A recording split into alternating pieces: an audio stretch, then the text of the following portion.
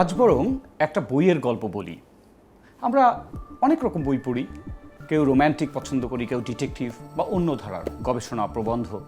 কিন্তু আপনারা আবু ইসহাকের জোঁক গল্পটি নিশ্চয়ই পড়েছেন। আমরা আমাদের পাঠ্য বইয়ে ছিল, পড়েছি। কিন্তু আপনারা কি জানেন আবু ইসহাক চমৎকার একটি ডিটেকটিভ উপন্যাস লিখেছিলেন যার শিরোনাম ছিল জাল। মজার তথ্য এই, উনি উপন্যাসটি লিখেছেন 1954 সালে, অথচ 34 বছর সেটি বাক্সবন্দী অবস্থায় পড়েছিল এবং 1988 সালে প্রথম আনন্দপত্র নামে একটি পত্রিকার ঈদ সংখ্যায় সেটি প্রকাশিত হয়েছিল। সেই 100 পেজের বই জাল, যেটি কিনা পার্টিশন পরবর্তী সময়ে জাল নোটের যে বিশ্রী কেলেঙ্কারি তার উপরে ভিত্তি করে লেখা হয়েছিল। আরও নিশ্চয়ই জেনে আমরা আশ্চর্য হব, আমাদের আবু ইসহাক তিনি কিন্তু পেশায় ছিলেন একজন পুলিশ কর্মকর্তা। পরবর্তীতে অবশ্য জাতীয় নিরাপত্তা গোয়েন্দা সংস্থা থেকে তিনি রিটায়ারমেন্টে যান। কিন্তু আমি সবচেয়ে অবাক হই, আমরা জানতাম না যে জালের মতো একটি একেবারে রোমাঞ্চকর রগরগে একটি ডিটেকটিভ উপন্যাস আবু ইসহাক লিখে রেখে গিয়েছেন। আমরা যারা বই পড়ে আনন্দ পেতে চাই, নিশ্চয়ই জাল উপন্যাসটি পড়ে দিন। বই ভালোবাসি তোমারে নেক্সাস টেলিভিশনের আয়োজন। আমি অরুণ কুমার বিশ্বাস, ডিটেকটিভ রাইটার, আপনাদের আমন্ত্রণ জানাই। আমাদের সঙ্গে সহযোগিতায় রয়েছে নিউট্রিলাইফ এবং pbs.com.bd।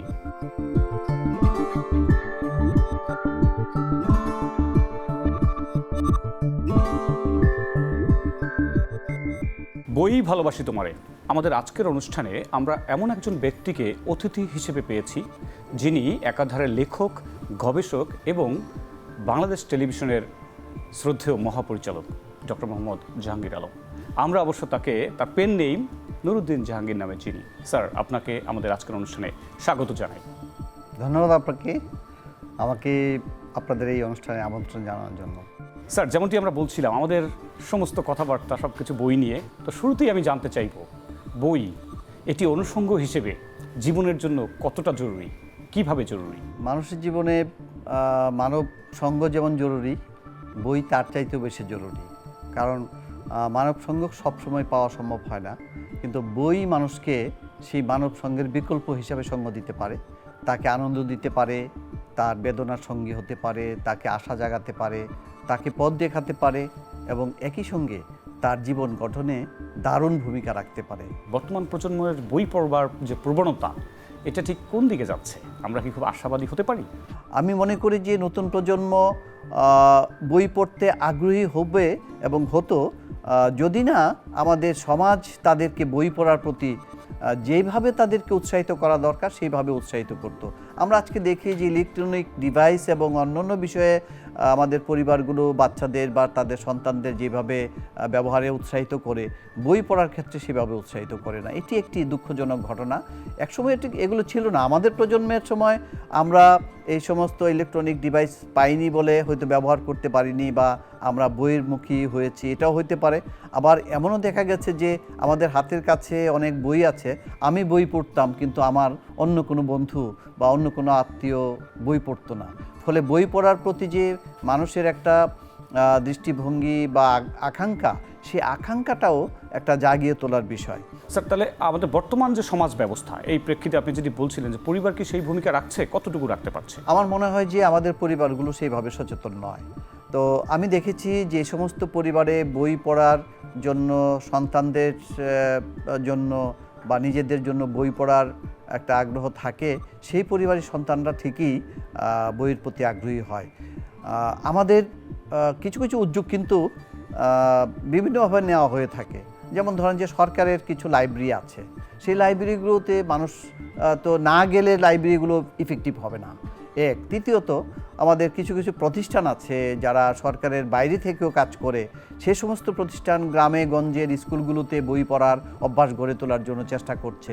তো সেই চেষ্টাটা তাদের একটা চেষ্টা ছিল, তারা ছাত্রছাত্রী বা শিক্ষার্থীদের নিয়ে কাজ করছে, কিন্তু সেই পরিবারে হয়তো বই পড়ার অভ্যাস নাই, ফলে তারা আবার বিচ্ছিন্ন হয়ে যাচ্ছে। আমি একটা পেশা চাই, আমি একই সঙ্গে জ্ঞান অর্জন করতে চাই, এই বোধটা আমাদের মধ্যে শিক্ষকরাও তেমন জাগিয়ে তুলতে পারেননি। এই ক্ষেত্রে আমার জীবনে কিন্তু এটা ব্যতিক্রম ঘটেছে। আমার চাকরি জীবনে এই জায়গায় চলে আসা, এটি এর পিছনে বই পড়াটাই আমাকে সবচেয়ে বেশি প্রণোদিত না শুধু সহযোগিতা করেছে এবং আমাকে এখানে তুলে নিয়ে আসছে। আমার মনে পড়ে যে ছোটবেলায় আমি গল্প করতে পছন্দ করতাম এবং ধার করে বই পড়ে আমি বই পড়া শুরু করেছি এবং ক্লাস 6-এ থাকতে আমি জহির রায়হানের 1000 বছর ধরে পড়ে ফেলি এবং আমার মনে হয়েছে যে এইটি আমার জীবনের গল্প বলছে বা আমার চেনা জগতের গল্প বলছে, খুবই রিলেটেবল মনে হয়েছে। একদম। আমি গ্রামের ছেলে, গ্রামে বেড়ে উঠছিলাম, তখন আমি দেখছি যে আমার পরিবেশ ইত্যাদি ইত্যাদি বা আমার যে মানুষগুলো আছে চারপাশে তাদেরকে নিয়েই যেন জহির রায়হান লিখেছেন, আমাদের গল্প বলছেন। তো আমাদের গল্প যে বলা যায় সাহিত্যে, এটি আমি তখন জহির রায়হানের 1000 বছর ধরে থেকে পেয়েছি। এর আগে বা ওই সময়ে আমি রোমানা আফাজ, তারপরে আরও কিছু এই ধরনের থ্রিলার টাইপের বই পড়তাম। আস্তে আস্তে জহির রায়হান থেকে আমি যে শিক্ষাটা পেলাম, এই শিক্ষা আমাকে সৈয়দ ওয়ালিউল্লাহ, তারপরে শহীদুল্লাহ কায়সার, তারপরে তখনকার যারা খ্যাতিমান লেখক, অধিকাংশ লেখকের বই আমি পড়ে ফেলছি। আমার পরিবারে কিন্তু বই ছিল না। এই যে ধার করে বই পড়া, আমার বন্ধুবান্ধব বা পরিচিত জন যারা আছে তাদের কাছ থেকে বই ধার করে করে পড়তে পড়তে এসএসসি পরীক্ষার পরে আমি পাবলিক লাইব্রেরিতে ঢুকে পড়ি। যে কি করব, পাবলিক লাইব্রেরিতে ঢুকে আমি খুব বই পড়েছি। আমার মনে আছে যে আমি সেই 2 মাস সময়ের মধ্যে, মানে মে জুন, এই 2 মাসের মধ্যে প্রায় 200 মতো বই পড়েছিলাম। তার মধ্যে হাওয়ার্ড ফার্স্টের স্পার্টাকাস পর্যন্ত পড়ে ফেলেছিলাম, ওয়ার এন্ড পিস পড়ে ফেলেছিলাম এবং এই ধরনের গুরুত্বপূর্ণ বই পড়ে ফেলার কারণে আমার মধ্যে এক ধরনের বোধ জেগেছিল যে এইসব চরিত্র বা ওয়ালিউল্লাহর যে গল্পগুলো পড়লাম, তখন আমার মনে হচ্ছিল যে এইসব গল্প তো আমার চেনা জানা গল্প, যে চেনা জানা চরিত্র, তাহলে আমি কি এইসব গল্প নির্মাণ করতে পারি কিনা। এবং খুব মানে অবাক করার বিষয় যে সেই সময় আমি প্রথম গল্প লিখে ফেলি ও গল্পটি যখন আমি স্থানীয় পত্রিকায় পাঠিয়ে দিই, ওই দিন 10 দিনের মধ্যেই গল্পটি ছাপা হয়ে যায়। আমি তখন মনে করলাম যে না, আমি হয়তো লিখতে পারি। স্যার, আপনার প্রথম দিকের লেখা, মানে আপনার লেখালেখির আসলে ওইভাবে বই প্রকাশ বা শুরুটা কবে থেকে হয়েছিল? বই প্রকাশ আমার দেরিতেই হয়েছে, যদিও আমি গল্প লিখতে শুরু করেছি 1981 সন থেকে। আমার বই প্রকাশ হয়েছে 2001-এ। এর মাসে মানে হচ্ছে 20 বছর পর আমার প্রথম ছোট গল্পের বই ভোরের জন্য প্রতীক্ষা, এটি প্রকাশ হয়েছিল এবং এই বইটি এখন আউট অফ প্রিন্ট। ওই গল্পের মধ্যে ছোট ছোট কিছু গল্প আমি লিখেছিলাম। আমি আসলে অভিজ্ঞতা থেকে গল্প লিখি। তিনি জিজ্ঞাসা করতেন, কিরে জাহাঙ্গীর, ঘুমায় পড়েছিস কিনা?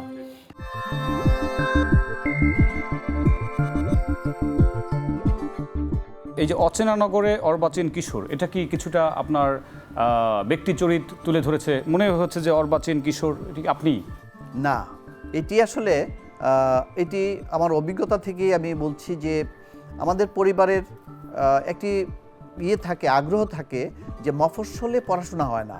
তাদের ধারণা হলো মফস্বলে পড়াশোনা হয় না, তাদের সন্তানদের তারা শহরে নিয়ে যাবে, গিয়ে ভালো স্কুলে ভর্তি করবে, ভালো কলেজে ভর্তি করবে। আমার শৈশব কেটেছে গ্রামে এবং আমি দেখেছি শৈশবে সন্তানরা বা ছেলেমেয়েরা তারা শহরে আসতে চায় না। তারা তাদের পরিবেশে স্বাধীনভাবে মানুষ হতে চায়, বড় হতে চায়। তাদের কাছে স্কুল বড় নয়, তাদের কাছে হচ্ছে তাদের সোসাইটি, তাদের যে পরিবেশ জানাশোনা, এটা বড়। এবং কিন্তু পিতামাতারা মনে করে যে তাদেরকে ঢাকায় তুলে নিয়ে, যেটা আমরা বলি আমেরিকান ড্রিমস, যে শহরে যাও তাহলে কিছু একটা তুমি করে উঠতে পারবে। আমেরিকা যাওয়ার যেমন ড্রিম বা অমুক ইউনিভার্সিটিতে ভর্তি হলে আমার ভালো হবে, এইসব ব্যাপারগুলো থাকে। তো এই চরিত্রটি আমি আমার ওই চিন্তা থেকে এনেছি যে আমরা খুব যারা বিশেষ করে চাকরিজীবী মানুষ, তারা আমাদের ফ্যামিলিগুলোকে ঢাকায় বা বড় শহরে রাখতে চাই, আর আমরা মফস্বলে চাকরি করি। এই যে বড় শহরে রাখতে চাই কেন?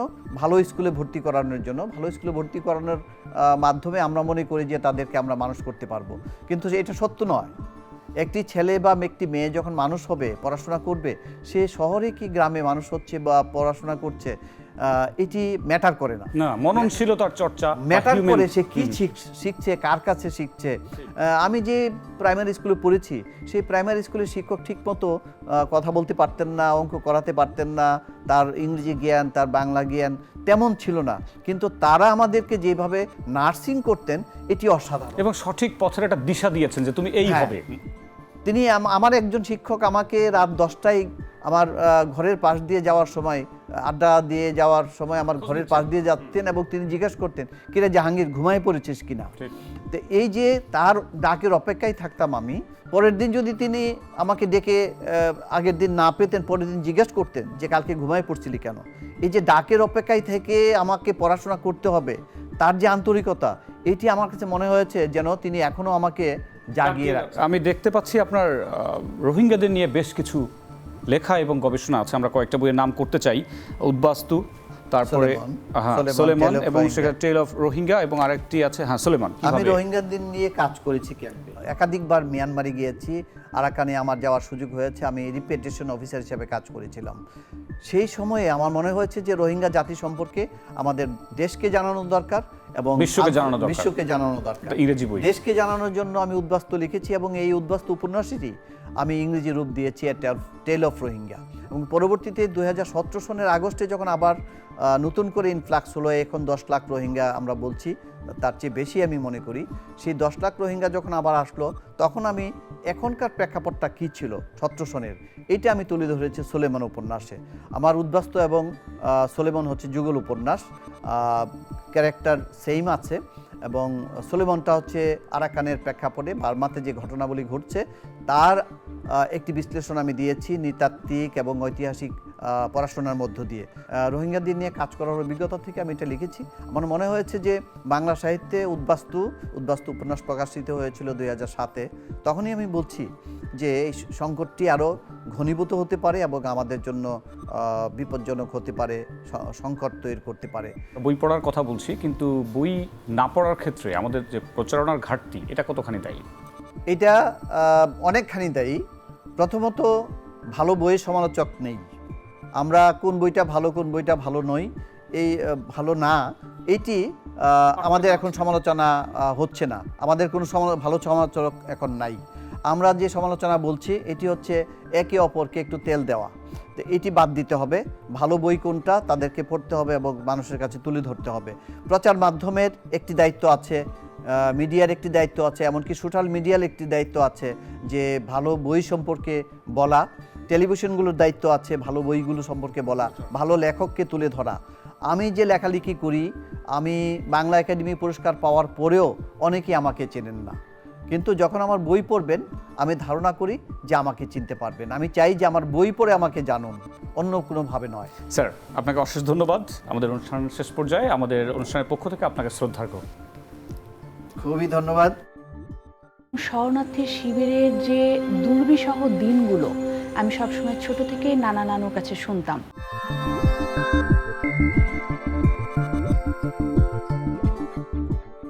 ফারজানা হক লেখক ও গবেষক, কালীয় কলম পুরস্কার 2023 অর্জন করেছেন তিনি।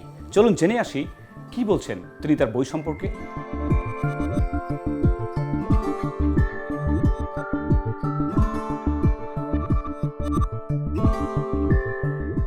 কেন এই মুক্তিযুদ্ধের গবেষণা করতে আগ্রহ বোধ করলে?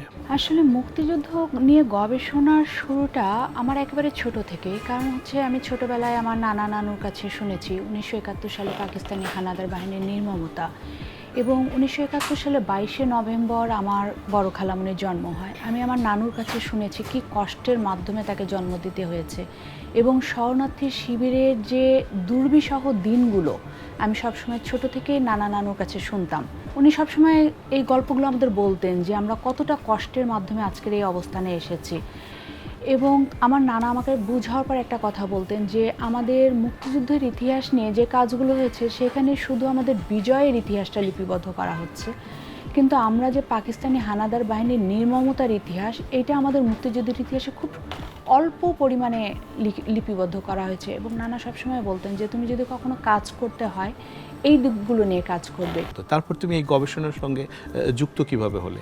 গবেষণার সাথে যুক্ত 2015 সালে আমি জগন্নাথ বিশ্ববিদ্যালয় থেকে স্নাতকোত্তর শেষ করি এবং আমি বাসায় যেয়ে জবের প্রস্তুতি নিচ্ছিলাম। আমি ছোট থেকেই শুনে আসছি আমরা 30 লক্ষ প্রাণের বিনিময়ে আমরা আমাদের দেশকে পেয়েছি, কিন্তু আমার হঠাৎ করে মনে হলো আমি তো সারা দেশেরটা হয়তো পারবো না, সারা দেশের শহীদদের পরিচয় আমি খুঁজে বের করতে পারবো না, কিন্তু আমি তো আমার নিজ জেলার ঠাকুরগাঁর শহীদদের পরিচয় খুঁজে বের করতে পারবো।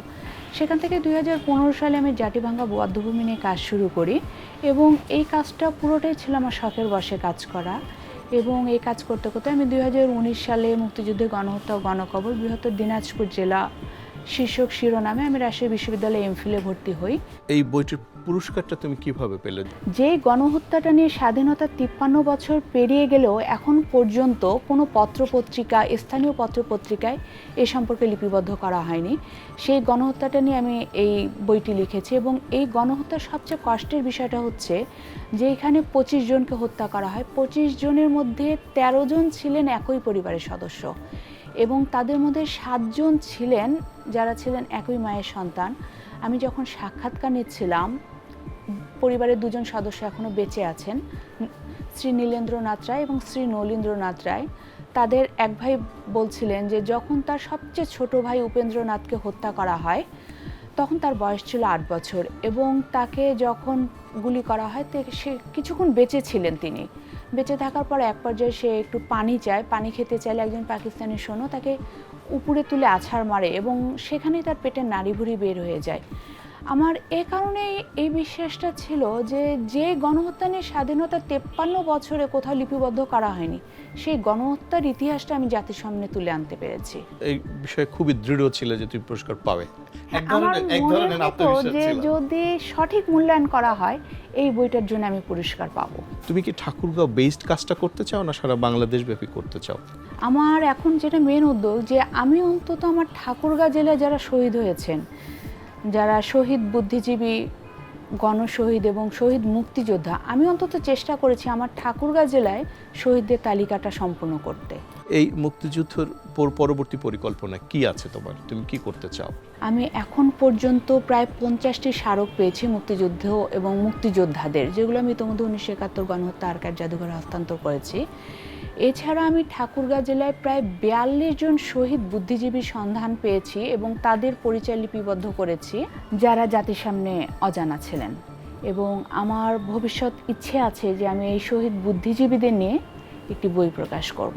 ফারজানা, আমাদের সঙ্গে এই অনুষ্ঠানে আসবার জন্য তোমাকে অনেক ধন্যবাদ এবং কৃতজ্ঞতা, এবং একই সঙ্গে আবার অভিনন্দন জানাই কালীয় কলম পুরস্কার অর্জন করবার জন্য। আপনাকেও ধন্যবাদ, নেক্সাস টেলিভিশনকে ধন্যবাদ এত সুন্দর একটি আয়োজন করার জন্য।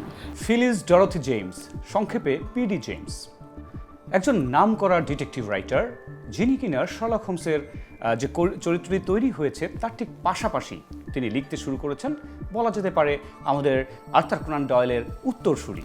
পিডি জেমস মোট 14টি উপন্যাস লিখেছেন, তার মধ্যে একটি উপন্যাস আমার কাছে খুবই চিত্তাকর্ষক মনে হয়েছে, এ মাইন্ড টু মার্ডার।